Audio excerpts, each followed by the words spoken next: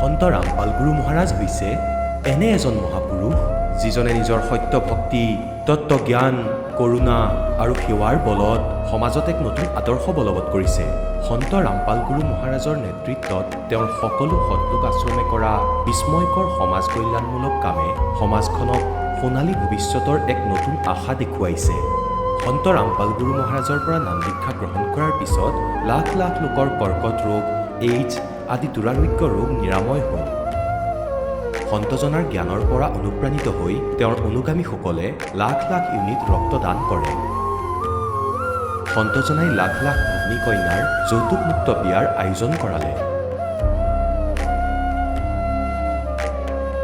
সন্তজনাই লাখ লাখ মানুহক ড্ৰাগছ আসক্তিৰ পৰা মুক্ত কৰিলে। কোটি কোটি ধ্বংসপ্ৰাপ্ত পৰিয়াল শান্তিত লাগিল। সন্তজনাৰ আশ্ৰমত সমাৱেশৰ সময়ত বিনামূলীয়া চকুৰ চিকিৎসা আৰু দন্ত চিকিৎসাৰ ব্যৱস্থা কৰা হয়। সন্ত ৰামপাল গুৰু মহাৰাজৰ দ্বাৰা পৰিৱেশ সুৰক্ষাৰ উদ্দেশ্যে সময়ে সময়ে বৃহৎ পৰিসৰত বৃক্ষৰোপণ কৰা হয়। সন্তজনাই আৰ্তজনক তাৎক্ষণিক সকাহ দিবলৈ এম্বুলেন্স সেৱা আৰম্ভ কৰিছে। সন্তজনাই তেওঁৰ অনুগামীসকলক তেওঁলোকৰ শৰীৰ দান কৰিবলৈ অনুপ্ৰাণিত কৰে, যাতে মানৱতাৰ সেৱা আৰু চিকিৎসা ক্ষেত্ৰত উন্নতি কৰিব পৰা যায়। সন্ত ৰামপাল গুৰু মহাৰাজৰ সকলো আশ্ৰমত প্ৰতিদিনে বিনামূলীয়া ধৰ্মভোজৰ আয়োজন কৰা হয়, য'ত প্ৰতিবাৰেই প্ৰতিটো জাতি, প্ৰতিটো ধৰ্মৰ মানুহে একেলগে বহি ভোজন কৰে।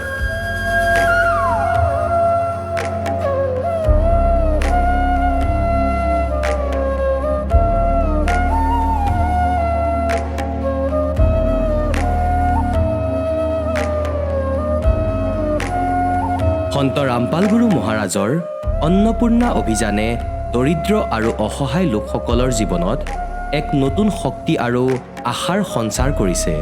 ঘৰে ঘৰে খাদ্য সামগ্ৰী আৰু প্ৰয়োজনীয় সাহায্য প্ৰদান কৰি সন্ত ৰামপাল গুৰু মহাৰাজে মানুহক দুখ আৰু অসহায় অৱস্থাৰ সৈতে যুঁজিবলৈ শক্তি প্ৰদান কৰিছে।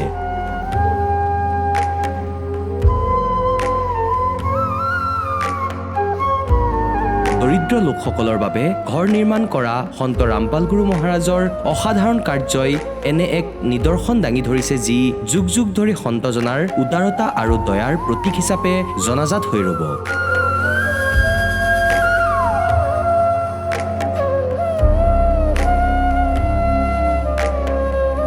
সন্ত ৰামপাল গুৰু মহাৰাজৰ আশ্ৰমত সহস্ৰাধিক বৃদ্ধ বৃদ্ধাই শ্ৰদ্ধা আৰু মৰমেৰে জীৱন যাপন কৰাৰ সুযোগ পায়। তেওঁলোকৰ থকা খোৱাৰ আৰু স্বাস্থ্যৰ সম্পূৰ্ণ দায়িত্ব সন্ত ৰামপাল গুৰু মহাৰাজে বহন কৰে।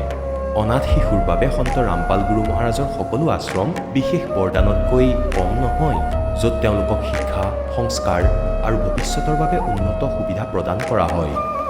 বানপানী, ভূঁইকঁপ বা মহামাৰী যিয়েই নহওক, সন্ত ৰামপাল গুৰু মহাৰাজ আৰু তেওঁৰ অনুগামীসকল সদায় আৰ্তজনৰ বাবে আগৰণুৱা হৈ থাকে। ক'ভিড মহামাৰীৰ সময়ত সন্ত ৰামপাল গুৰু মহাৰাজৰ আশ্ৰমৰ পৰা কোটি কোটি লোকক খাদ্য, ঔষধ আৰু জীৱন ৰক্ষক সামগ্ৰী যোগান ধৰা হৈছিল।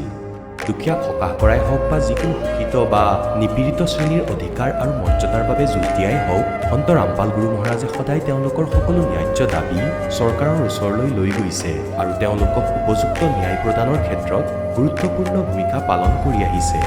সমাজত আধ্যাত্মিক আৰু সামাজিক মূল্যবোধৰ প্ৰতি সজাগতা অনাৰ প্ৰতিটো পদক্ষেপতে সন্ত ৰামপাল গুৰু মহাৰাজ মানৱতাৰ প্ৰকৃত সেৱক হিচাপে প্ৰমাণিত হৈছে। সন্ত ৰামপাল গুৰু মহাৰাজৰ জীৱনে আমাক শিকাইছে যে প্ৰকৃত সেৱা সেইটোহে যিটো নিস্বাৰ্থভাৱে কৰা হয়। আহক আমিও এই মহান সন্তজনৰ এই মহান সেৱাৰ কামত যোগ দিওঁ আৰু সন্ত ৰামপাল গুৰু মহাৰাজৰ পৰা নাম দীক্ষা লৈ আমাৰ জীৱন ধন্য কৰি তোলোঁ।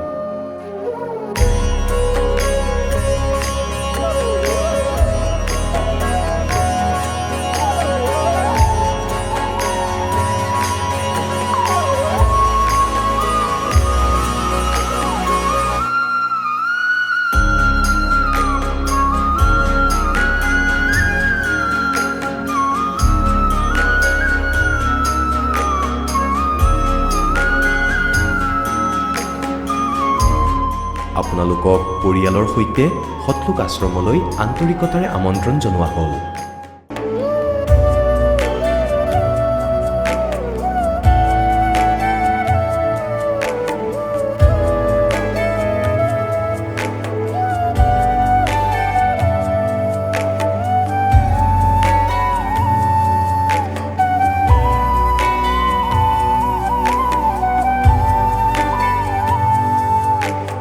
সম্পূৰ্ণ পৰমাত্মাক পাবলৈ আৰু তেওঁৰ পৰা প্ৰকৃত লাভ প্ৰাপ্ত কৰিবলৈ পবিত্ৰ বাইবেলত প্ৰমাণ আছে যে প্ৰভুৱে মানুহক নিজৰেই স্বৰূপত সৃষ্টি কৰিলে, 6 দিনত সৃষ্টি ৰচনা কৰি 7ম দিনত বিশ্ৰাম লৈছিল। কোৰাণ শ্বৰীফত প্ৰমাণ পোৱা গৈছে যে স্বয়ং খোদাই হজৰত মহম্মদক কৈছে যে মই তোমাক সেই পৰমাত্মাৰ মহিমা ক'বলৈ পঠিয়াইছোঁ। সেইজন পৰমাত্মা হৈছে কবীৰ, যিজনে 6 দিনত সৃষ্টি ৰচনা কৰি 7ম দিনত সিংহাসনত আৰোহণ কৰিলে। তেওঁৰ খবৰ কোনোবা বাখবৰ তত্ত্বদৰ্শী সন্তক সুধি চাওকচোন। অনুগ্ৰহ কৰি অৱশ্যেই শুনক জগতগুৰু তত্ত্বদৰ্শী সন্ত ৰামপাল গুৰু মহাৰাজৰ অমৃত বচন। নমস্কাৰ দৰ্শকসকল, আজি আমি আপোনালোকক লৈ যাব বিচাৰিছোঁ অসম ৰাজ্যৰ চিৰাং জিলাৰ নিবাসী সুপ্ৰীতি বসুমতাৰীৰ কাষলৈ। সৰুৰে পৰাই সুপ্ৰীতিয়ে জয়গুৰু পন্থা অনুসৰি ভক্তি সাধনা কৰি আহিছিল। কিন্তু দৰ্শকসকল, ইমান বছৰ ধৰি পৰম্পৰাগত ভক্তি কৰাৰ পিছতো তেওঁ জীৱনত কোনো প্ৰকৃত লাভ হোৱা নাছিল। কিন্তু কোৱা হয়, যেতিয়া মানুহে সঁচা আধ্যাত্মিক জ্ঞান লাভ কৰে তেতিয়াই জীৱনৰ দিশ সলনি হৈ যায়। সুপ্ৰীতিৰ জীৱনটো ঠিক তেনেকুৱাই এক আশ্চৰ্যজনক পৰিৱৰ্তন আহিল। তেওঁ মোবাইলৰ জৰিয়তে সন্ত ৰামপাল গুৰু মহাৰাজৰ আধ্যাত্মিক জ্ঞান শুনিবলৈ পালে। গুৰুজনাৰ সেই অমূল্য তত্ত্বজ্ঞানৰ সাৰমৰ্ম বুজি পাই তেওঁ সন্ত ৰামপাল গুৰু মহাৰাজৰ পৰা নাম দীক্ষা গ্ৰহণ কৰে। আৰু দৰ্শকসকল, নাম দীক্ষা লোৱাৰ পিছত তেওঁৰ জীৱনত একৰ পিছত এক আশ্চৰ্যজনক লাভ দেখা দিবলৈ আৰম্ভ কৰে। তেওঁ চৰকাৰী চাকৰি লাভ কৰে, শাৰীৰিক অসুস্থতাবোৰ দূৰ হয়, তেওঁৰ পেহীয়েকৰ টাইফইডৰ দৰে জটিল ৰোগ ভাল হয় আৰু ককা আইতাকৰ নিচাজাতীয় বদ অভ্যাসো দূৰ হৈ যায়। দৰ্শকসকল, সন্ত ৰামপাল গুৰু মহাৰাজৰ শৰণত অহাৰ পিছত সুপ্ৰীতি বসুমতাৰীৰ জীৱনত এনে অলৌকিক পৰিৱৰ্তন কেনেকৈ আহিল? কেনেকৈ তেওঁ মোক্ষপ্ৰাপ্তিৰ সত্য মন্ত্ৰ লাভ কৰিলে?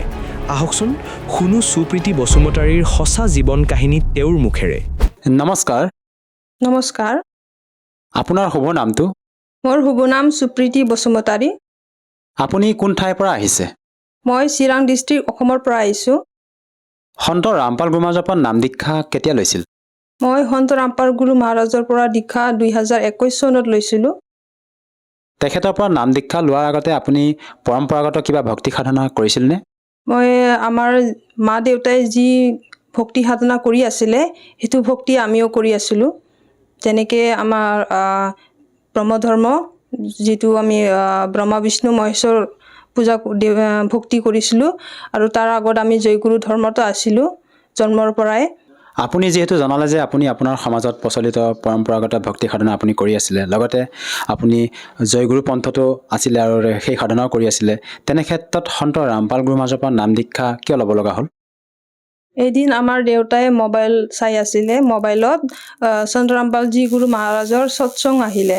এই সৎসংটো শুনি জ্ঞানটো বুজি পাইছে। জ্ঞানটো বুজি দেউতাই দীক্ষা ল'লে। তাৰপিছত মোৰ মাও দীক্ষা ল'লে। তাৰপিছত মোকো কৈছিলে দীক্ষা ল'বৰ কাৰণে, কিন্তু মই জ্ঞানটো প্ৰথমত বুজা নাছিলোঁ।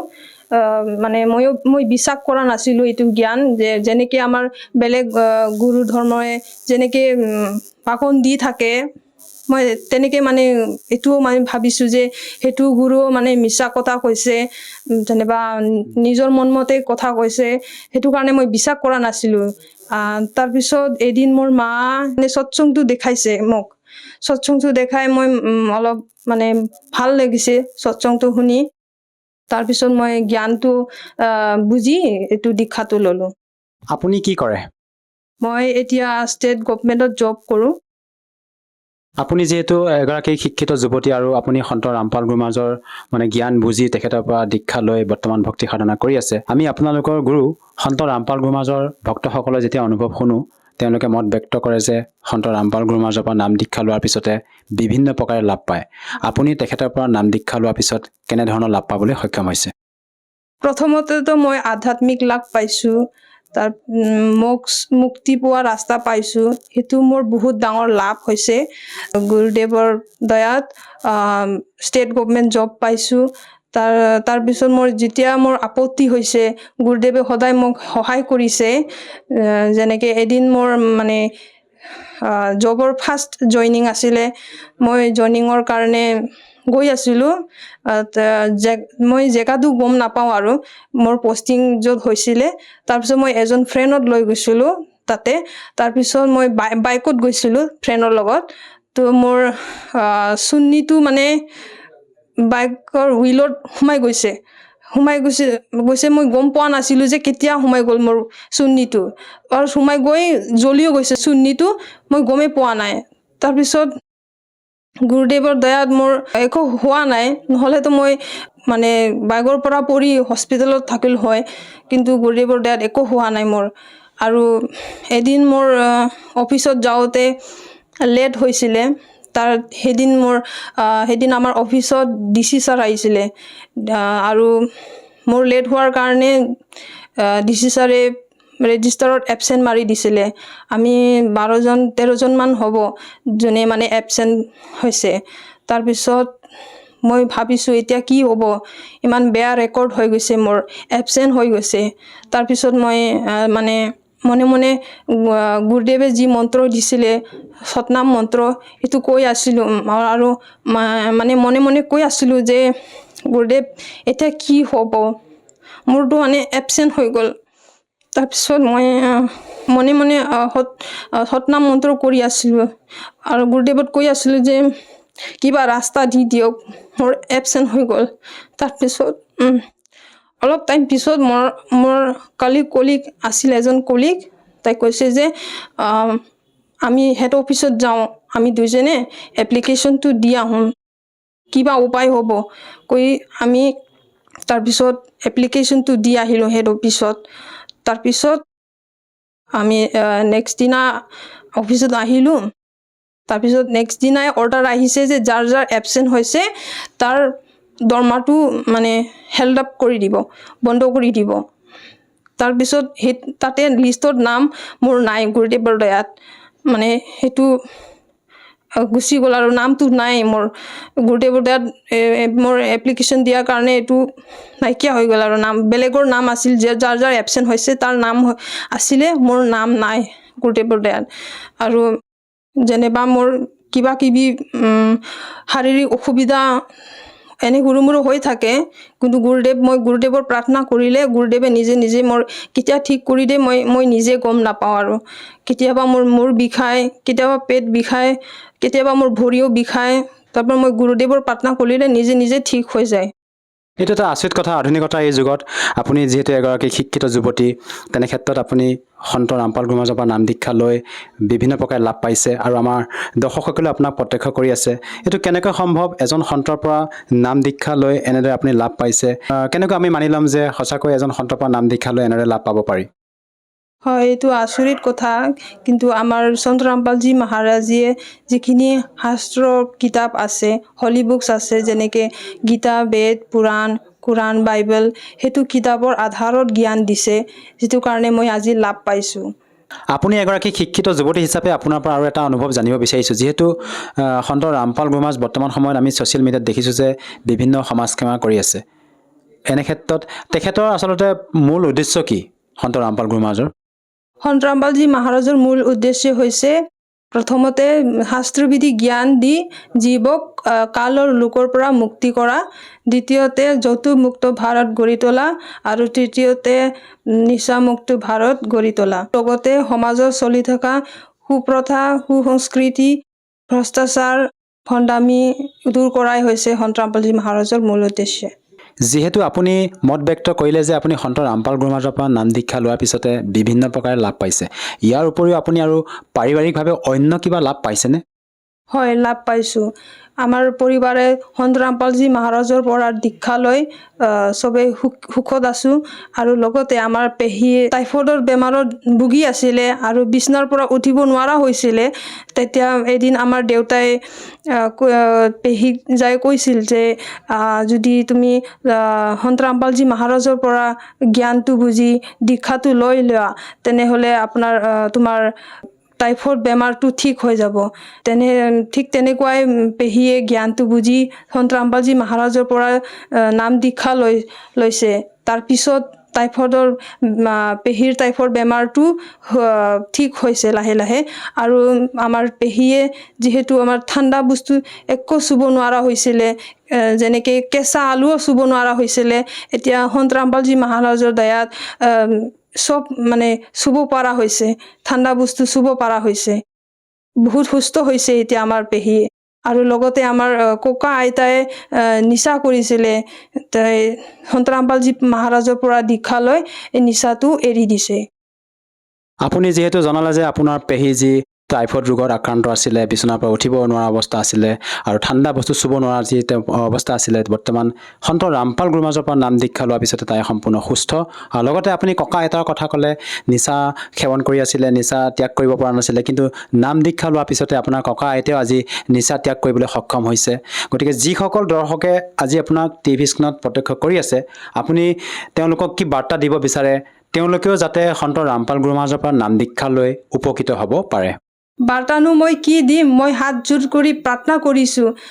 মই যেনেকৈ আগত ভক্তি সাধনা কৰি আছিলোঁ কিন্তু সেই ভক্তিৰ পৰা মই একো লাভ পোৱা নাছিলোঁ উল্টা মোৰ হানিয়ে হৈছে আমাৰ ঘৰত কাজিয়াই হৈছিলে কিন্তু সন্ত ৰামপালজী মহাৰাজৰ পৰা দীক্ষা লোৱাৰ পিছত আমাৰ পৰিবাৰে এতিয়া সুখত আছে আমি বহুত লাভ পাইছোঁ সন্ত ৰামপালজী মহাৰাজৰ পৰা ঠিক তেনেদৰে যদি আপোনালোকেও কিবা সমস্যাত ভুগি আছে বা কিবা বেমাৰ আজাৰ হৈছে তেনেহ'লে সন্ত ৰামপালজী মহাৰাজৰ জ্ঞানটো শুনি দীক্ষাটো লৈ আপুনিও লাভ পাব পাৰে যদিহে কোনো লোকে সন্ত ৰামপাল গুৰুমাজৰ পৰা নাম দীক্ষা ল'ব বিচাৰে কেনেকৈ ল'ব পাৰিব আজিকালি সন্ত ৰামপালজী মহাৰাজৰ পৰা নাম দীক্ষা ল'বৰ কাৰণে একেবাৰে সহজ আজিকালি ছ'চিয়েল মিডিয়াৰ যুগ আপোনালোকে বিভিন্ন ছ'চিয়েল মিডিয়া প্লেটফৰ্মত সন্ত ৰামপালজী মহাৰাজৰ নামটো লিখি চাৰ্চ কৰিলে সৎসংগ আহিব সেই সৎসংগত তলতে নাম্বাৰ দি থাকে এই নম্বৰত আপুনি যোগাযোগ কৰিলে সন্ত ৰামপালজী মহাৰাজৰ পৰা নিশ্চয় নাম দীক্ষা ল'ব পাৰিব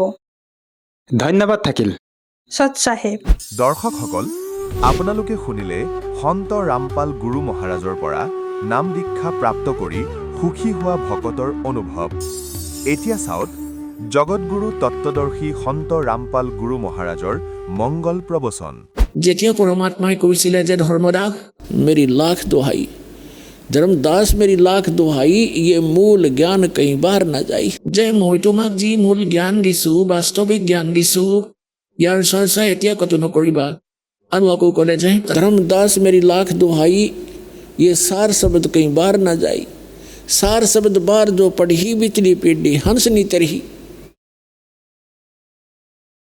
তেতিয়া ধৰ্মদাস দেৱক পৰমাত্মাই ক'লে যে এই জ্ঞান আৰু নাম যি তিনিটা মন্ত্ৰ আছে সত্য নাম হাৰ নাম এয়া তিনিটা মন্ত্ৰৰ এটা জপ হৈ যায় এইটো আপুনি কাকো নক'ব নিজেই মন্ত্ৰ জপ কৰক আৰু ইয়াৰ পৰাই মুক্তি হ'ব আৰু ইয়াৰ অবিহনে মুক্তি হ'বই নোৱাৰে প্ৰাণীৰ অধিকাৰী সন্তৰ পৰা এইটো ল'ব লাগিব এতিয়া পুণ্যাত্মাসকল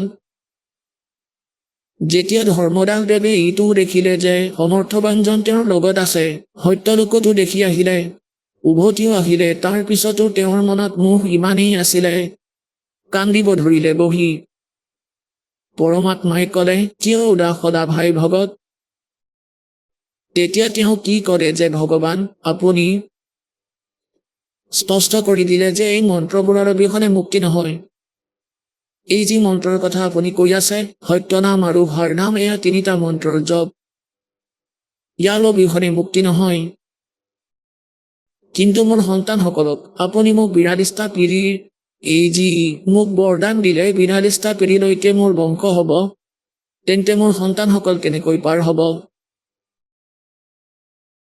এনেকৈ কৈ কান্দিব ধৰিলে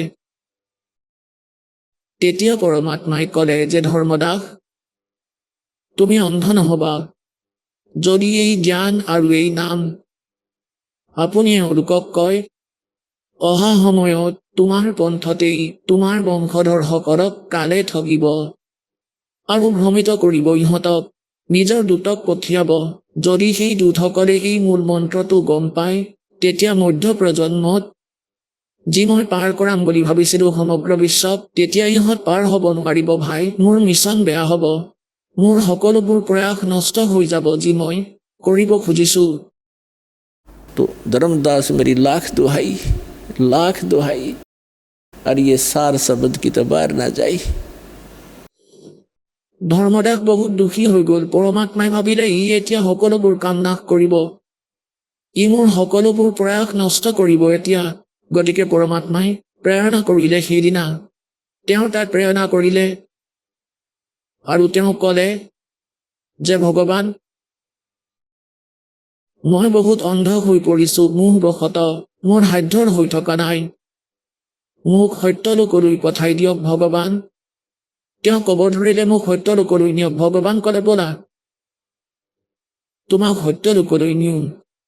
জগন্নাথপুৰীত এটা প্ৰেৰণা কৰিলে পৰমাত্মাই তেওঁক, যদি এওঁ ইয়াত থাকে তেন্তে তেওঁৰ ল'ৰা ছোৱালীৰ প্ৰতি মমতা এনেকৈ থাকিব, এওঁ নামবোৰকৈ কাম নষ্ট কৰিব আৰু এওঁ যি নাম দিব সেয়াই কাম নকৰিব, কাৰণ তেওঁ অধিকাৰী নহয়। কাৰণ পৰমাত্মাই ধৰ্মদাস দেৱক আগলৈ নাম দিয়াৰ উপদেশ দিয়া নাছিলে। 5 নাম প্ৰথম মন্ত্ৰৰ কেৱল পৰমাত্মাই দিছিলে, তেওঁৰেই আদেশ আছিল।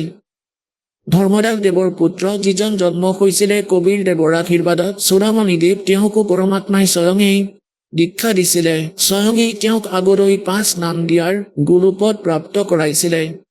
5 নাম কোনবোৰ যি আপোনালোকক প্ৰথম মন্ত্ৰত দিয়া হয়, ফাৰ্ষ্ট আৰু লাষ্ট বাদ দি। ফাৰ্ষ্ট আৰু লাষ্ট সেই সময়ত দিয়া হোৱা নাছিলে। এইটো বহুত দীঘল কাহিনী, বাৰে বাৰে সৎসংগ শুনিলে তেতিয়াহে আপোনালোকে বুজি পাব যে প্ৰথম আৰু লাষ্ট মন্ত্ৰ সেই সময়ত কিয় দিয়া হোৱা নাছিল। এয়া সৎসংগত কোৱা হ'ব, কিন্তু আজিৰ বিষয়টো বেলেগ। গতিকে কবিৰ পৰমেশ্বৰে ক'লে যে ধৰ্মদাস, মই 4টা যুগতেই আহোঁ আৰু প্ৰত্যেক প্ৰাণীক যি মোৰ শৰণলৈ এবাৰ আহে তেওঁক মই পাৰ কৰাইহে এৰো। আৰু যেতিয়া সমুদ্ৰই জগন্নাথ মন্দিৰক নিৰ্মাণ হ'বলৈ দিয়া নাছিল, ঈৰ্ষাবশতঃ ছবাৰ সেইটো 5 বাৰটো ধ্বংস কৰি দিছিলে নিৰ্মাণ হোৱা মন্দিৰটো, জগন্নাথপুৰীৰ মন্দিৰটো। সেই সময়ত মই স্বয়ঙে আহি এজন সন্তৰ ৰূপ ধাৰণ কৰি আৰু তাত বহি আছিলোঁ সমুদ্ৰৰ পাৰত, আৰু সমুদ্ৰ এনেকৈ উঠি আহিছিল, প্ৰায় 40 ফুটমান ওখ ঢৌ হৈ পাহাৰৰ দৰে আগবাঢ়ি আহিছিলে, যেনেকৈ চাইক্লন আহে, যাক সমুদ্ৰীয় ধুমুহা বুলি কোৱা হয়, সকলোবোৰ ধ্বংস কৰি পেলায়। তেতিয়া মই এনেকুৱা কৰি দিছিলোঁ, মোৰ শক্তিৰ সন্মুখত সমুদ্ৰ তাতেই ৰৈ গৈছিলে, এজ ইট ইজ। তাৰ পিছত বিপ্ৰ ৰূপ ধাৰণ কৰি সমুদ্ৰৰ দেৱ আহিছিলে, তেওঁ মোক প্ৰাৰ্থনা জনালে যে মই মন্দিৰ ভাঙিবলৈ গৈ আছোঁ, মোক যাবলৈ দিয়া।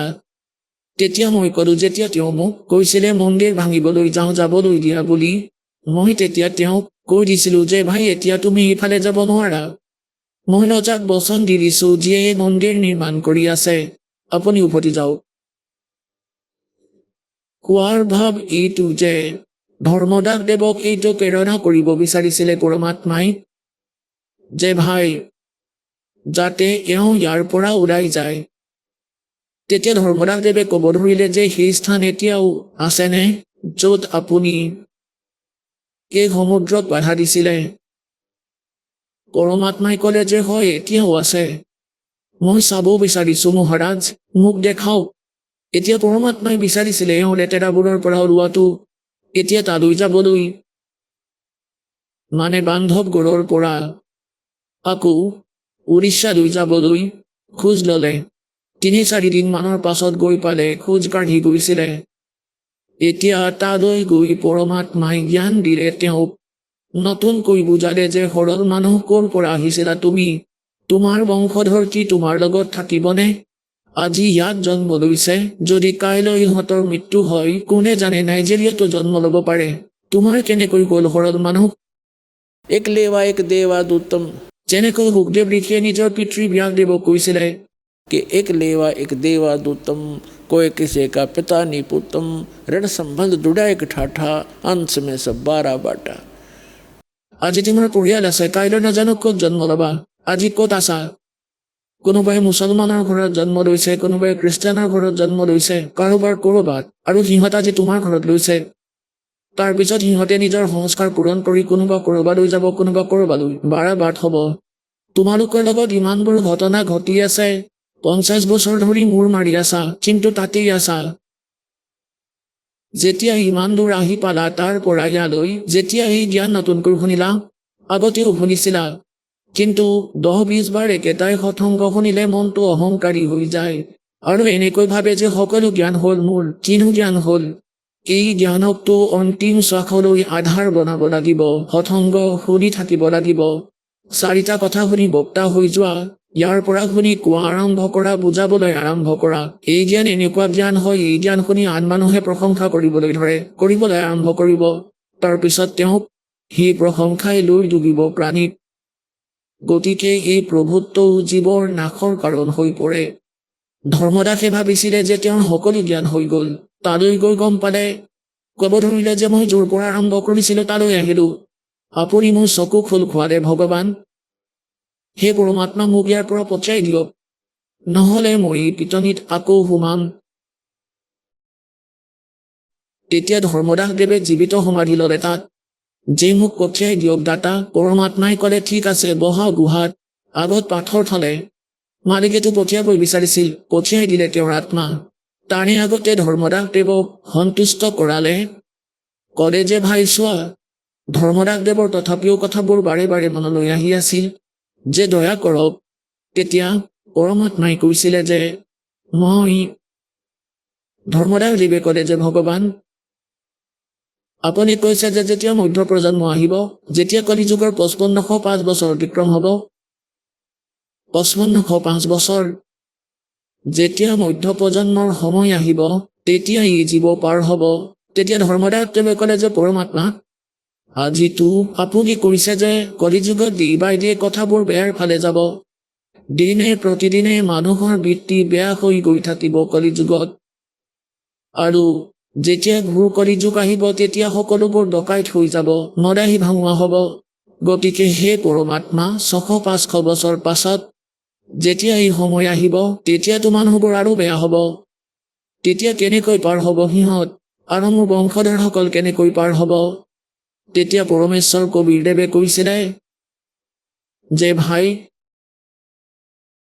কালহৰি 12টা পন্থ চলিব, আৰু 12 নম্বৰ পন্থটো গৰীব দাস দেৱৰ হ'ব। আৰু সেই গৰীব দাসৰ দ্বাৰা মই মোৰ মহিমাৰ বাণী পুনৰ প্ৰকট কৰাম। আৰু সেই গৰীব দাসৰ পন্থত আগলৈ গৈ ধৰ্মদাস মই স্বয়ং আহিম। তাৰপিছত মই সকলোকে পাৰ কৰাম, লাগিলে যাৰ বৃত্তি যেনেকুৱাই নহওক কিয়। কিয়নো বিনা জ্ঞানেৰেতো এই আত্মা, এই জীৱই ভুলৰ উপৰি ভুল কৰিয়েই থাকে। যেতিয়া ইয়াৰ জ্ঞান হৈ যাব, তেতিয়া ই হাত নলগাব সেই বেয়া ভুলক, যিবোৰ ভক্তিৰ বাধক হ'ব।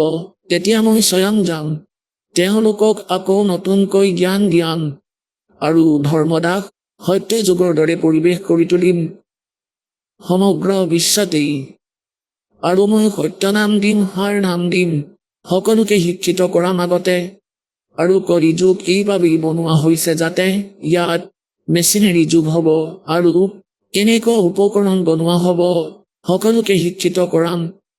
তাৰপিছত মোৰ সন্তানসকলক মোৰ পৰিচয় কৰাম, সকলো সৎগ্ৰন্থৰ দ্বাৰা ভগৱানৰ মহিমাৰ বৰ্ণনা কৰাম, আৰু সকলোকে পাৰ কৰাম।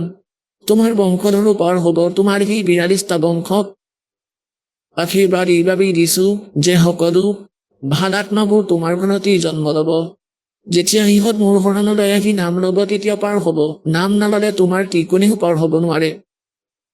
আৰু যেতিয়া কলিযুগৰ 5505 বছৰ অতিক্ৰম হ'ব, তেতিয়া এই মধ্য প্ৰজন্মৰ সময় আৰম্ভ হ'ব। সেই সময়ত সমগ্ৰ বিশ্বকেই পাৰ কৰাম সত্য নামৰ আৰু সাৰ নামৰ। চাৰিওফালে জয় জয়কাৰ হ'ব। যিয়ে সত্য নাম আৰু সাৰ নাম লৈ ৰ'ব ধৰ্মদাস, তোমাৰ বংশধৰ কি সমগ্ৰ বিশ্বই পাৰ হ'ব।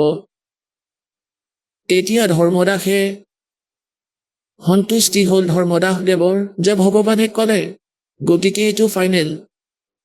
আপুনি স্বয়ং আহিব, তেন্তে মোৰ কি চিন্তা ভগৱান, মোক সত্যলোকলৈ পঠিয়াই দিয়ক। যদি মই আকৌ গুচি যাওঁ তালৈ বান্ধৱগড়লৈ, তেতিয়া মই সেই পিটনিত আকৌ বন্দী হ'ম। সেই সময়ত ধৰ্মদাসদেৱৰ আয়ুস প্ৰায় 118 বছৰ হৈ গৈছিলে, যেতিয়া তেওঁ সত্যলোকলৈ গমন কৰিছিল জীৱিত সমাধিলৈ। এতিয়া পুণ্যাত্মাসকল, দাসে কি সিদ্ধ কৰিব বিচাৰিছে আপোনালোকক? দাসে এইটো সিদ্ধ কৰিব বিচাৰিছে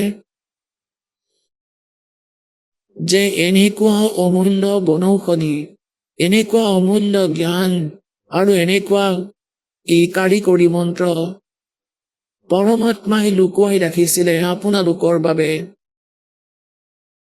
একেবাৰে ঘনিষ্ঠ আছিলে ধৰ্মদাসদেৱ। তেওঁকো আগলৈ নিষেধাজ্ঞা দিছিলে যে উল্লেখ নকৰিবা এই সত্যনাম আৰু হৰ নামৰ। যিসকল মহাপুৰুষক পৰমাত্মাই পাইছিলে তেওঁলোকক মন্ত্ৰ দিলে, কিন্তু আগলৈ নিষেধাজ্ঞা দি দিছিলে আৰু তেওঁলোক দৃঢ় ভগত আছিলে। গুৰুদেৱে কৈ দিছে ফাইনেল, তেন্তে ফাইনেল। যি গুৰুদেৱৰ আদেশ সেয়া শিৰোধাৰ্য। সমগ্ৰ সংসাৰ এফালে আৰু গুৰুৰ বচন আনফালে। তেওঁ এনেকুৱা মহাপুৰুষ আছিল, সেইবাবে তেওঁ সত্যলোকলৈ লৈ গ'ল, আকৌ আনিলে। তাৰ পিছত লগত ৰাখি ক'লে যে তুমি ভক্তি কৰা পুত্ৰ, তোমাক সৰ্বসুখ দিম আৰু সত্যলোকলৈ নিম। গতিকে এই প্ৰকাৰে আৰু আদৰণীয় নানক চাহিবদেৱক ভগৱানে পাইছিলে বেই নদীত আৰু সত্যলোকলৈ লৈ গ'ল। তাৰ পিছত সকলোবোৰ দেখুৱাই আকৌ এৰিলে যে সত্যনামৰ পৰা মুক্তি হ'ব। মই কাশী বাৰাণসীত শিপিনীৰ কাম কৰোঁ, তালৈ আহিবা। এতিয়া এইটো কথাৰ বিশ্বাস নানক চাহিবদেৱৰ হোৱা নাছিল যে ভগৱানে এজন শিপিনীৰ কাম কৰে। যেতিয়া আকৌ এৰি দিলে সত্যনামৰ পিনেতো মুক্তি নহয়। আৰু সত্যনাম পালে ক'ত? পৰমাত্মাই নিজেই কৈছিলে যে মই বাৰাণসীত আছো। তেতিয়া সকলো লীলা কৰিলে। যেতিয়া তালৈ গৈ চালে তেওঁক পালে। পৰমাত্মা বাৰাণসীত বহি আছে সেই ৰূপতে যি সত্যলোকত দেখিছিল। তেতিয়া নানক চাহিবদেৱে কৈছিলে, भाई सूरत मुल्क की वेश ए ठगवाड़ा ठगी देश खरासियाना बोलता बार ये धानक रूप रहा करता। গতিকে দাসৰ কোৱাৰ ভাৱ এইটো যে গতিকে নানক চাহিবদেৱেও কোনো শিক্ষকে এই 2 আখৰৰ মন্ত্ৰৰ জপ কৰিব দিয়া নাছিলে। হৰ নামৰটো কথাই এৰা, সেইটো বহুত দূৰৰ কথা। কিন্তু স্বয়ং জপ কৰিছিল। ইয়াৰ প্ৰমাণ আছে ভাই বাদাৱাৰী জন্মসাখী সমুদ্ৰৰ সাক্ষীত যে নানক চাহিবদেৱে 2 আখৰৰ নাম জপ কৰিছিলে, এটা ওম আৰু এটা গুপ্ত। তেওঁ সঠিক জপেই কৰিছিলে। এই দাসে বাৰে বাৰে সাৰ্বজনীন কৰিব নোৱাৰে সেই মন্ত্ৰটো। যিসকলে সত্যনাম পাইছে তেওঁলোকে জানে সেই সত্যনাম কোনটো। গতিকে কোৱাৰ ভাৱ এইটো যে নানক চাহিবদেৱক কৈছিলে যে আপুনি উল্লেখ নকৰিব। এনেকুৱা বিপদ হৈছিলে মৰ্দানাৰ সমগ্ৰ শিখ সমাজ। তাৰ পৰা ইমান ভয়ভীত হ'ল যে এই মন্ত্ৰৰ জপ নকৰা হ'ল, উল্লেখেই নকৰা হ'ল। কাৰণ কি আছিল? धर्मदास मेरी लाख दुहाई, ये सार शब्द कई बार न जाई। सार शब्द बाहर जो पढ़ी, ये बिचली पीढ़ी हंस नहीं तरही। যদি এই সাৰ শব্দ বাহিৰলৈ যায় তেন্তে মোৰ মধ্য প্ৰজন্মৰ সংখ্য সন্তানসকল পাৰ নহ'ব। গতিকে পুণ্যাত্মাসকল, এই সকলোবোৰ আপোনালোকৰ বাবেই হৈ আছিলে।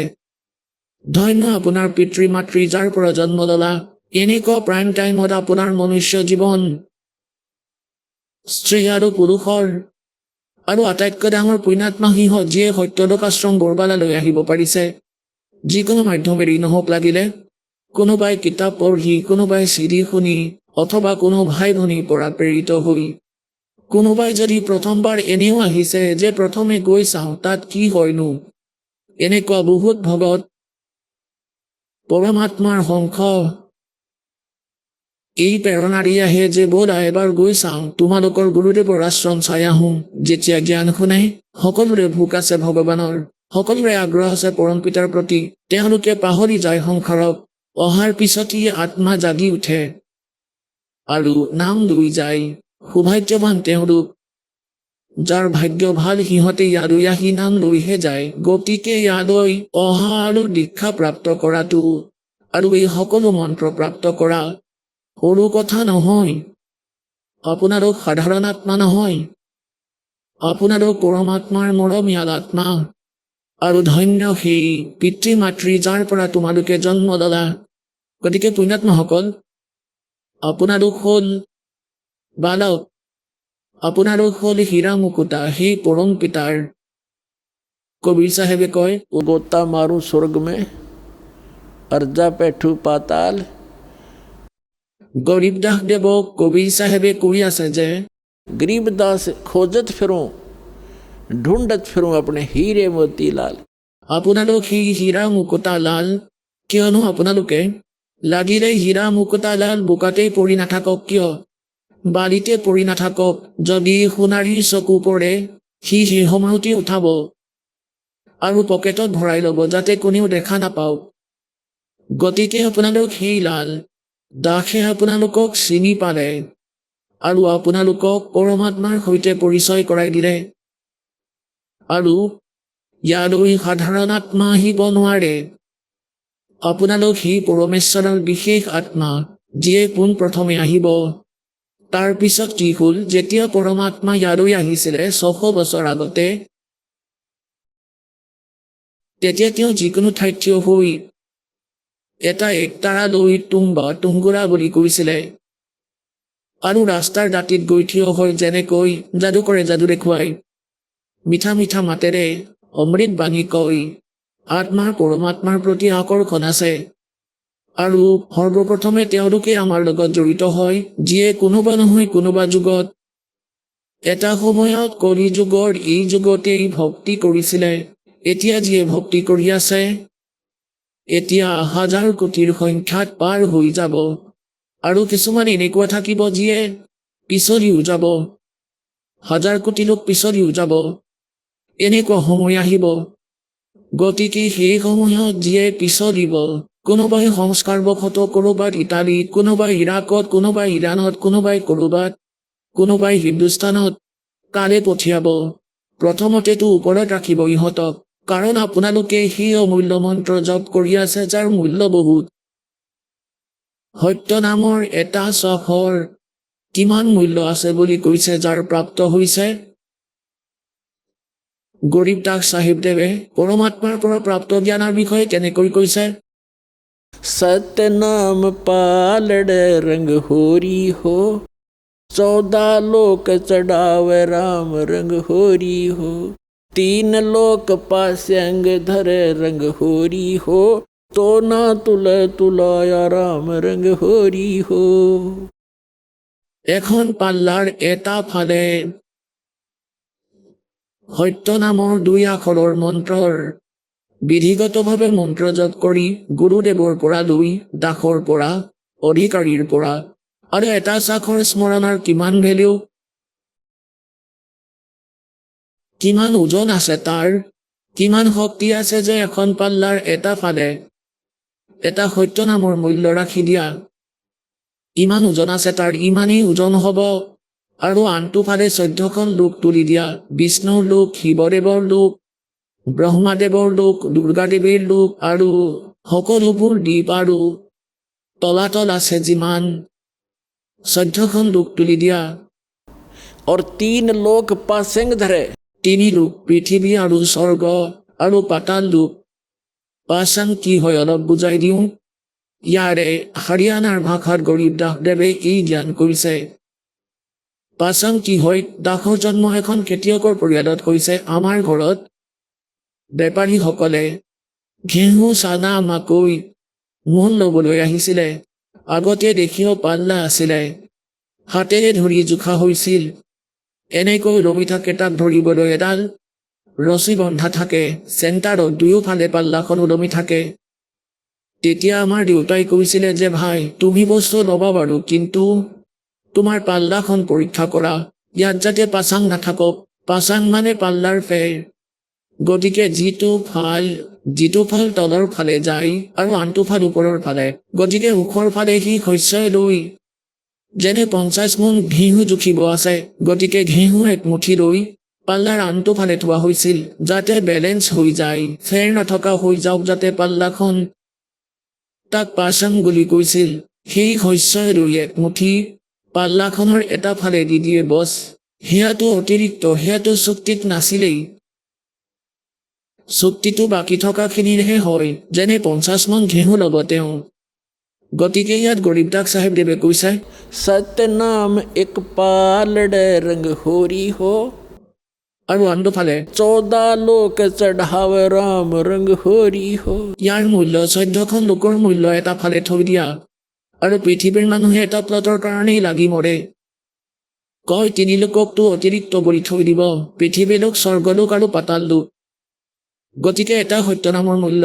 तो ना तुले तुलाया राम रंग होरी हो। এই নাম, এই নামে এনেকৈ সুখ দিব আপোনাক। গতিকে এই সত্যনামৰ এটা মূল্য।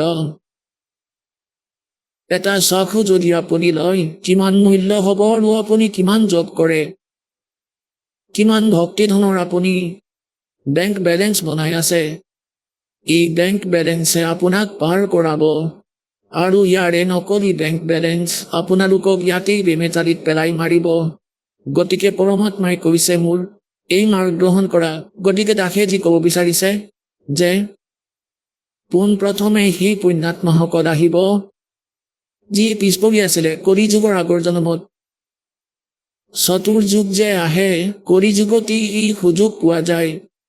এতিয়া তেওঁলোকে এতিয়া যেনেকৈ কোনোবাই 2 বছৰ নাম লৈছে, কোনোবাই 4 বছৰ নাম লৈছে, আকৌ নাম এৰি দিলে, কিয়নো পিছলিবতো সিয়েই, পৰিবতো সিয়েই যি ইয়াৰ পৰা দূৰ হ'ব।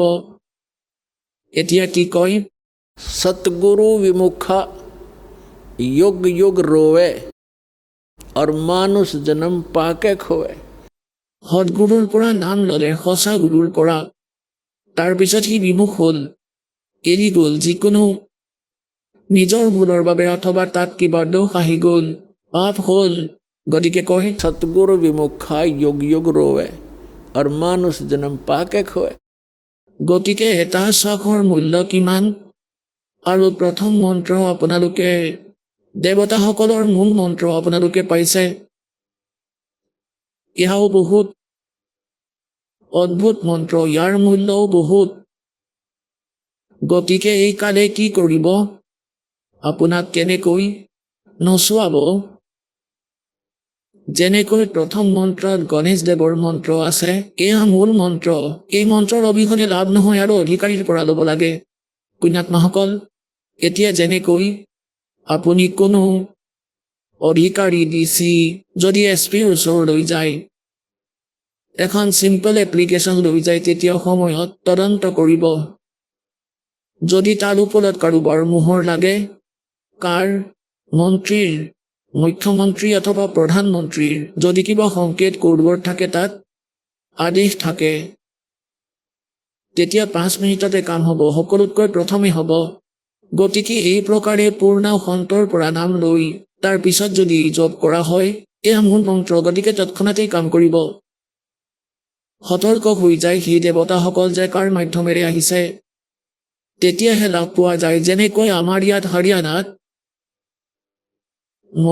এইটো কি নাম আছিলে, যেনে খাগৰ বা সৰু গৰু পোৱালি, তাক যদি গৰু গৰু বুলি মাতি থকা সি একেবাৰে ধ্যান নিদিব, আৰু যদি এবাৰ কোৱা হ'ল তেতিয়া এনে কৰি চাব।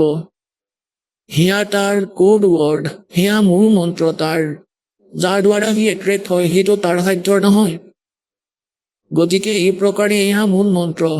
এই মূল মন্ত্ৰ জপ কৰিলে দেৱতাসকল অট'মেটিকেলি প্ৰভাৱিত হয়, এওঁলোকৰ সাধ্যৰ নহয়।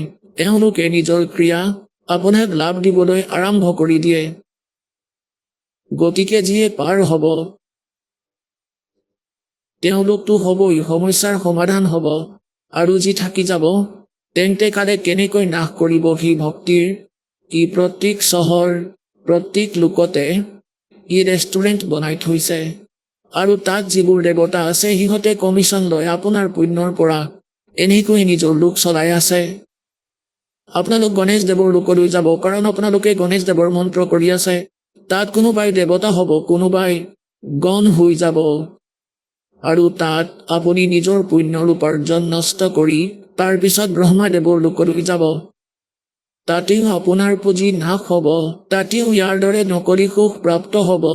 নাচ গান, অপেশ্বৰী, বিয়া, মদ পানী সকলো থাকিব তাত। কিন্তু খৰচ হ'ব আপোনাৰেই। যেনেকৈ কোনোবাই হোটেললৈ যায়, ৰেষ্টুৰেণ্টলৈ যায়, তেওঁ খৰচটো নিজৰ পকেটৰ পৰাই কৰে। যি পুঁজি নষ্ট হয় তাত সেয়া তেওঁৰেই হয়, ব্যয় হয়।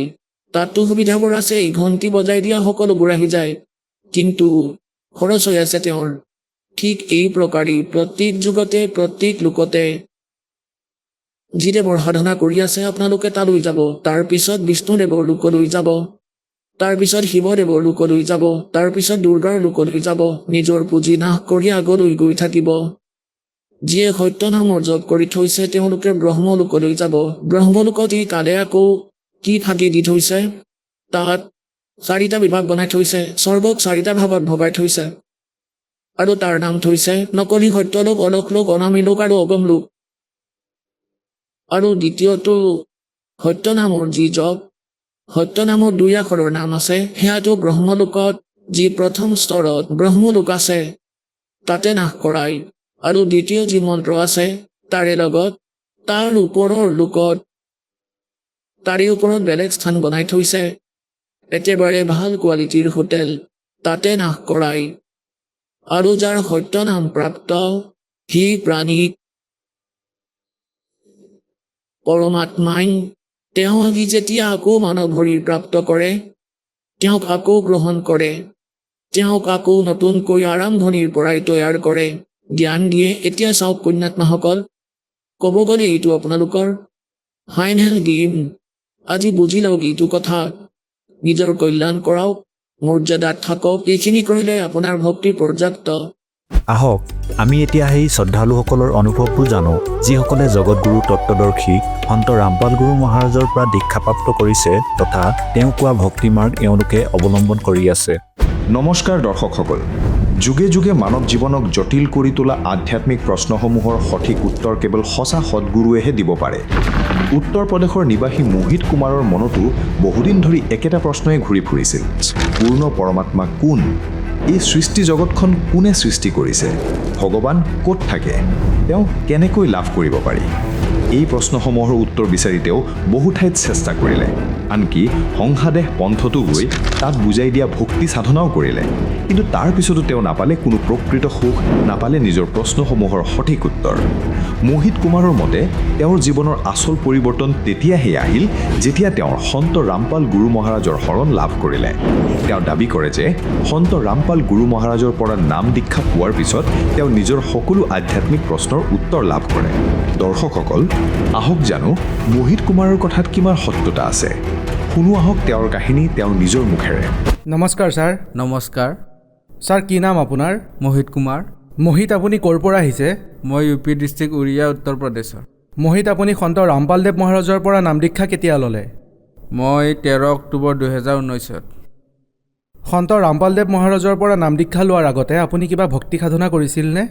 হয় ছাৰ, মই সতপালদেৱ মহাৰাজ হানসাদেশৰ পৰা নাম লৈছিলোঁ, আৰু মই 7 বছৰ ধৰি তেওঁৰ পৰা নাম দীক্ষা লৈ আছিলোঁ, আৰু তেওঁ দিয়া ভক্তি মাৰ্গত মই চলি আছিলোঁ, আৰু লগতে সকলো দেৱী দেৱতাৰ, শংকৰদেৱৰ, দুৰ্গা দেৱীৰ যিমানবোৰ দেৱী দেৱতা আছে সকলোৰে ভক্তি কৰিছিলোঁ। সন্ত ৰামপালদেৱ মহাৰাজৰ শৰণলৈ কিয় আহিলে? চাওক, সন্ত ৰামপালদেৱ মহাৰাজৰ শৰণলৈ মই আহিলোঁ কাৰণ মোৰ প্ৰশ্ন আছিল। ছাৰ, কি প্ৰশ্ন আছিলে আপোনাৰ? মোৰ প্ৰশ্ন আছিল, যেনে ধৰক ভগৱান ক'ত থাকে, ভগৱানক কেনেকৈ পাব পাৰি, আৰু কোনে দেখিছে? এইবোৰ প্ৰশ্ন মোৰ মনত আছিল, আৰু মই ভগৱানক বিচাৰি ফুৰিছিলোঁ। মই বিনতি কৰিছিলোঁ যে ভগৱান আছে।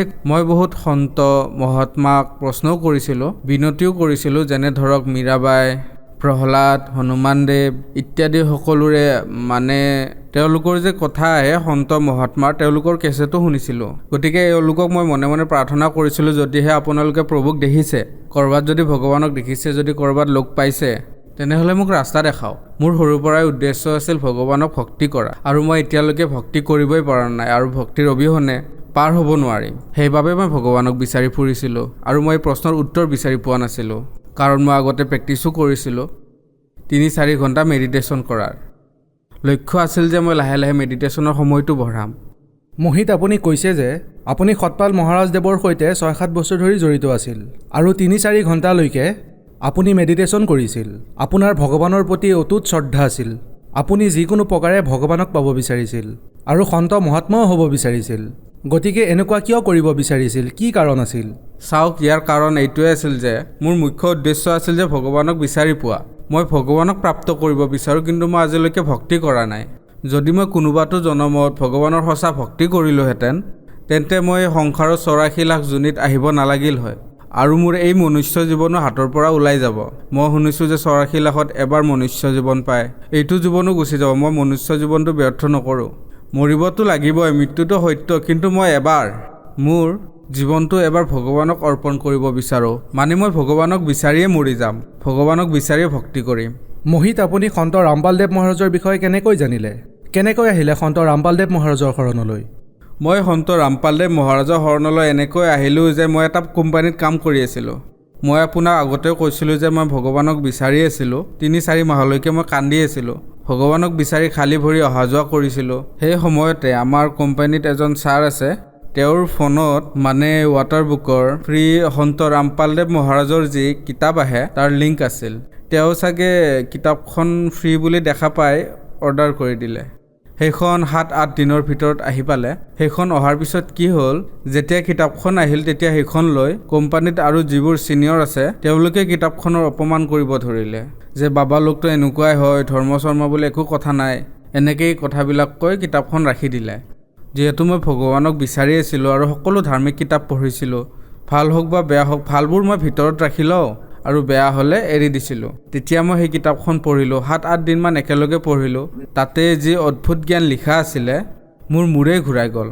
যিহেতু মই ভগৱানক বিচাৰি আছিলোঁ গতিকে মই বিনতি কৰিব ধৰিলোঁ সপোনতো বিনতি কৰিব ধৰিছিলোঁ দিনে ৰাতিয়ে কৈছিলোঁ হে ভগৱান আপুনি সঁচাটো মোক কওক আচলতে ভগৱান হয় কোন এই কিতাপখনত এনেকৈ লিখা আছে তেন্তে এইখন কিতাপ শুদ্ধ নেকি যে সংসাৰৰ মানুহে যি ভক্তি সাধনা কৰি আছে নিয়ম ক্ৰিয়াবোৰ কৰি আছে সেয়া ভুল যিহেতু মই ভগৱানক বিচাৰি আছিলোঁ গতিকে ভগৱানক বিনতি কৰিছিলোঁ তেতিয়া ভগৱানে কি কৰিলে সন্ত ৰামপালদেৱ মহাৰাজৰ কৃপাত চাগে হাতৰ পৰা 10 দিনৰ ভিতৰত মোৰ ফোনতো সেই লিংকটো আহিল তাৰ পিছত মই এইবাৰ জ্ঞানগংগা কিতাপখন অৰ্ডাৰ কৰিলোঁ প্ৰথমে জীৱনৰ সুগম পথ আহিল তাৰ পিছত জ্ঞানগংগা কিতাপখন আহিল যেতিয়া মই জ্ঞানগংগা কিতাপখন সম্পূৰ্ণকৈ পঢ়িলোঁ তেতিয়া কনচেপ্ট ক্লিয়াৰ হৈ গ'ল সেই কিতাপখন মই পঢ়িলোঁ মই যেতিয়া আকৌ এবাৰ সেই কিতাপখন পঢ়িছিলোঁ তেতিয়াহে মই ভালদৰে বুজিব পাৰিলোঁ যেতিয়া মই বুজি পালোঁ সেই সময়তে মই তাতে নম্বৰ লিখা আছিলে সেই কিতাপৰ নম্বৰটোত ফোন কৰি সোধাত ক'লে যে ক'ৰ হৈ আপুনি মই ক'লোঁ দিল্লীৰ তেতিয়া তেওঁ ক'লে যে আপুনি দিল্লীৰ তেওঁৰ আশ্ৰমৰ পৰা নাম দীক্ষা ল'ব পাৰে মোহিত আপোনাৰ এডুকেশ্যন কি আৰু বয়স কিমান ছাৰ মই গ্ৰেজুৱেশ্যনৰ ফাৰ্ষ্ট ইয়াৰৰ হয় মোৰ বয়স 23 মোহিত আপুনি এজন ডেকা ল'ৰা এই বয়সত ল'ৰা ছোৱালীয়ে নিজৰ কেৰিয়াৰ বনায় পঢ়া শুনা কৰে কিন্তু আপুনি ভগৱানক বিচাৰিলে গতিকে আপুনি সেইসকল ল'ৰা ছোৱালীক কি ক'ব বিচাৰিব যিসকলে কয় যে ভক্তি এতিয়া নহয় বুঢ়া বয়সতহে কৰিব লাগে মই তেওঁলোকক এটা কথাই ক'ব বিচাৰোঁ মনুষ্য জীৱন 84 লাখ জুনিৰ পিছতহে পায় আৰু এবাৰেই পায় আমি যি কৰ্মক্ৰিয়া কৰোঁ এই সংসাৰতহে সকলোবোৰ ঠিক আছে কৰি আছোঁ বাৰু কিন্তু আমি ভক্তিৰ ফালেও ধ্যান দিব লাগে ভক্তিৰ কোনো এজ নাথাকে আৰু মৃত্যুৰো কোনো সময় নাথাকে সৰুকাল হওক ডেকা অথবা বৃদ্ধকাল ভক্তিও এটা ভাল সংস্কাৰে আমি আঁকোৱালি ল'ব লাগে সৰুকালেই হওক ডেকা অথবা বুঢ়াকাল অৰ্থাৎ সৰু ল'ৰা ছোৱালীও কৰিব পাৰে ডেকা ল'ৰাও কৰিব পাৰে বৃদ্ধাৱস্থাত বয়স হোৱাৰ পিছতো কৰিব পাৰে ইয়াৰ কোনো এজ নাই সকলোৱে কৰিব পাৰে মোহিত আপুনি ভগৱানক বিচাৰি ঘূৰি ফুৰিছিলে তাৰপিছত আপুনি সন্ত ৰামপালদেৱ মহাৰাজক লগ পালে আৰু তেওঁৰ পৰা নাম দীক্ষা ল'লে তেন্তে ভক্তি কৰাৰ বাবে আপুনি কিবা লাভ পালেনে আটাইতকৈ ভাল আৰু আটাইতকৈ ধুনীয়া প্ৰমাণ সহিতে সন্ত ৰামপালদেৱৰ যি জ্ঞান সেয়া মই পালোঁ তাতে মই শান্তি পালোঁ আৰু মোৰ মানসিক শান্তিও পালোঁ বহুত শাৰীৰিক লাভো পালোঁ আৰ্থিক সমস্যাও শেষ হ'ল গতিকে আটাইতকৈ ডাঙৰ কথাটো হ'ল যে মই আধ্যাত্মিক জ্ঞান পালোঁ যিটো মই বিচাৰি আছিলোঁ সন্ত ৰামপালদেৱ মহাৰাজৰ কৃপাত মই এটা চাকৰিও পালোঁ এতিয়া মই সন্তুষ্ট ভগৱানৰ সৎ ভক্তিৰ মাৰ্গো মই পালোঁ সন্ত ৰামপালদেৱ মহাৰাজৰ বিষয়ে প্ৰায়ে কোৱা হয় সন্ত ৰামপালদেৱ মহাৰাজে দেৱী দেৱতা ব্ৰহ্মা বিষ্ণু মহেশ্বৰক পূজা কৰিবলৈ বাধা দিয়ে এইটো কথা সঁচানে চাওক সন্ত ৰামপালদেৱ মহাৰাজে ভক্তি কৰিবলৈ মানা নকৰে আনকি তেওঁ সকলোকে সঠিক ভক্তিৰ কথাহে কয় তেওঁৰ মূল মন্ত্ৰটো কি, মানে কেনেকৈ ভক্তি কৰিব লাগে, কেনেকৈ সাধনা কৰিব লাগে। কাৰণ আমি ইমান দেৱী দেৱতাক পূজা কৰোঁ, কেতিয়াবা মন্দিৰলৈ গুচি যাওঁ, ধূপ জ্বলাই দিওঁ, প্ৰসাদ দিওঁ, এনেকুৱা ধৰণৰ ভক্তি কৰিব নালাগে। ভক্তিটো নিজৰ আস্থাৰে মনৰ পৰা কৰিব লাগে। মনটো একো বেকাৰ কামত নলগাই এই ভগৱানৰ ওপৰত আস্থা ৰাখিব লাগে। তেওঁ যিমানবোৰ দেৱী দেৱতা আছে, ব্ৰহ্মা বিষ্ণু মহেশ্বৰ, সকলোৰে ভক্তিৰ কথা কয়, কিন্তু এটা মূল মন্ত্ৰৰে ভক্তিৰ কথা কয়। তেওঁলোকৰ এটা মেইন সাধনা থাকে। মোহিত সন্ত ৰামপালদেৱ মহাৰাজে কোনটো ধৰ্মক মানে? হয়, চাওক সন্ত ৰামপালদেৱে কি ধৰ্মক মানে। এই প্ৰশ্নৰ উত্তৰ হ'ল তেওঁৰ মানৱ ধৰ্মক মানে। সন্ত ৰামপালদেৱ মহাৰাজে তেওঁ কৈছেও, বেদেও এইটোৱে কৈছে যে জীৱ আমাৰ জাতি হয়, আমাৰ ধৰ্ম মানৱতা, হিন্দু মুছলিম শিখ ইছাই আন ধৰ্মৰ নহয় কোনো। মোহিত ধৰক কোনোবাই শিখ ধৰ্মৰ হয়, মুছলিম ধৰ্মৰ হয়, অথবা ইছাই ধৰ্মৰ হয়, নাইবা হিন্দু ধৰ্মৰ হয়। যদি তেওঁলোকে সন্ত ৰামপালদেৱ মহাৰাজৰ পৰা নাম দীক্ষা ল'ব বিচাৰে, তেন্তে কি তেওঁলোকে নিজৰ ধৰ্মৰ ভক্তি এৰিব লাগিব? অথবা সন্ত ৰামপালদেৱ মহাৰাজে কোনটো ধৰ্মৰ ভক্তি কথা কয়? হয়, চাওক সন্ত ৰামপালদেৱ মহাৰাজে যি ভক্তিৰ কথা কয় সেয়া একেবাৰেই সহজ। সকলো বেদতে হিন্দু হওক, মুছলিম হওক, শিখ ইছাই যিকোনো ধৰ্মৰেই নহওক, তাত একো পাৰ্থক্য নাথাকে। যেনে ধৰক হিন্দু মুছলিম শিখ ইছাই বেলেগ নহয়, সেইবোৰ একো ধৰ্ম নহয়, কেৱল মানৱতাই ধৰ্ম। আৰু সকলো সৎগ্ৰন্থতে হিন্দু হওক অথবা মুছলিম হওক, তেওঁলোকৰ নিজৰ সৎগ্ৰন্থত থকা ভক্তি দিয়ে। গতিকে তেওঁলোকে নিজৰ নিজৰ ধৰ্ম পঢ়িব লাগে, তেতিয়াহে নিজৰ ধৰ্মৰ ধাৰ্মিক কিতাপত কি লিখা আছে বুজিব পাৰিব। তাৰপিছত সন্ত ৰামপালদেৱ মহাৰাজে যি প্ৰমাণিত ভক্তি দি আছে সেয়া কৰিব পাৰে। মোহিত, আজি যিসকল শ্ৰদ্ধালুৱে আপোনাক দেখি আছে, তেওঁলোকক কি বাৰ্তা দিব বিচাৰিব, বিশেষকৈ হানচা দেশপন্থীসকলক? হয়, চাওক হানচা দেশপন্থীসকলক মই এইটোৱে ক'ব বিচাৰিম যে চাওক, আপোনালোক সকলোৱে শিক্ষিত। সেই পৰমেশ্বৰৰ কৃপাত আজিৰ পৰা 40-50 বছৰৰ আগতেতো একোৱেই নাছিলে, ইমান জ্ঞান নাছিলে, ইমান বিজ্ঞান নাছিলে। আজি আমি পৰমেশ্বৰৰ কৃপাত আমি শিক্ষিত, আৰু আজি আমি সকলো নকলি ধৰ্মগুৰুৰ সৈতেও জড়িত। মই এওঁলোকক এটাই নিবেদন জনাম যে আপোনালোকে কৃপা কৰি সন্ত ৰামপালদেৱ মহাৰাজৰ সৎসংগ শুনক। বেদৰ কথা সন্ত ৰামপালদেৱে কি ক'ব বিচাৰিছে এইটো মিলাই চাওক, তাৰপিছত গম পাব যে কি ভুল শুদ্ধ। আপুনি নিৰ্ণয় লওক। আপোনালোকে যি ভক্তি কৰি আছে, মই নকওঁ যে আপোনালোকে ত্যাগ কৰক, বাকী প্ৰথমে আপুনি নিৰ্ণয় লওক। কি ভুল শুদ্ধ নিৰ্ণয় কৰাৰ পিছত তাৰপিছত আপুনি সন্ত ৰামপালদেৱ মহাৰাজৰ সৈতে জড়িত হ'ব পাৰে, যদিহে আপোনাৰ ভাল লাগে। এনেওতো তেওঁ ভক্তিৰ সকলো প্ৰমাণ দিয়ে আছে। এই প্ৰকাৰে নিজৰ ধৰ্মৰ কিতাপবোৰ পঢ়ক, সন্ত ৰামপালদেৱ মহাৰাজে কি কৈছে তেওঁৰ লগত মিলাওক, তাৰপিছত সন্ত ৰামপালদেৱ মহাৰাজৰ পৰা নাম দীক্ষা লৈ কল্যাণ কৰাওক। মোহিত, ভক্তি কিয় কৰিব লাগে? যদি কোনোবা সুখত আছে তেন্তে ভক্তি কিয় কৰিব লাগে? চাওক, ভক্তি এইকাৰণে কৰিব লাগে যে যি প্ৰকাৰে ল'ৰা ছোৱালীবোৰক স্কুলত পঢ়াবলৈ যে এডমিশ্যন দিয়ে আৰু পঢ়ে, সিহঁতে পঢ়াৰ লগে লগে ভাবে যে নিজৰ কেৰিয়াৰ বনাব লাগে, মই কিবা প্ৰাপ্ত কৰিব লাগিব।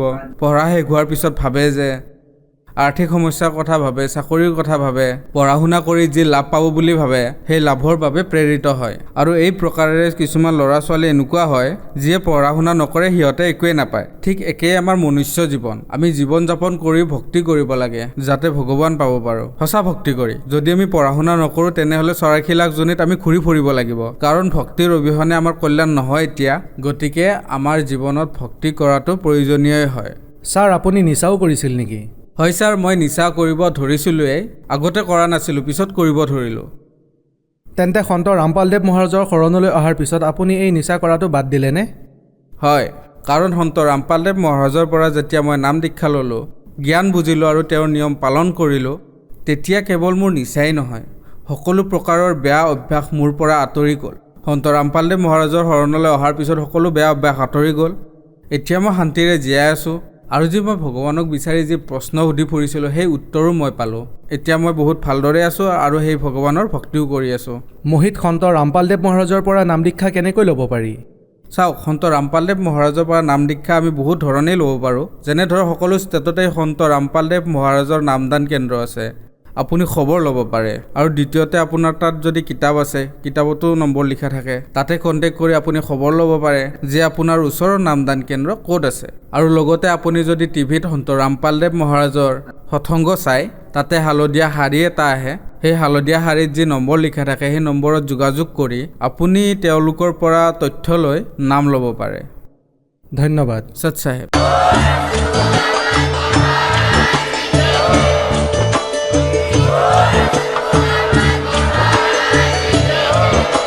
আপুনি শুনি আছিলে জগতগুৰু তত্ত্বদৰ্শী সন্ত ৰামপাল গুৰু মহাৰাজৰ মংগল প্ৰবচন।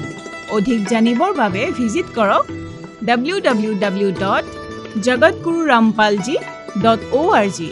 সন্ত ৰামপাল গুৰু মহাৰাজৰ শুভ আশীৰ্বাদত সমগ্ৰ বিশ্বতে 500তকৈ অধিক নাম দীক্ষা কেন্দ্ৰ আছে, য'ত সন্ত ৰামপাল গুৰু মহাৰাজৰ দ্বাৰা বিনামূলীয়াকৈ নাম দীক্ষা দি থকা হৈছে।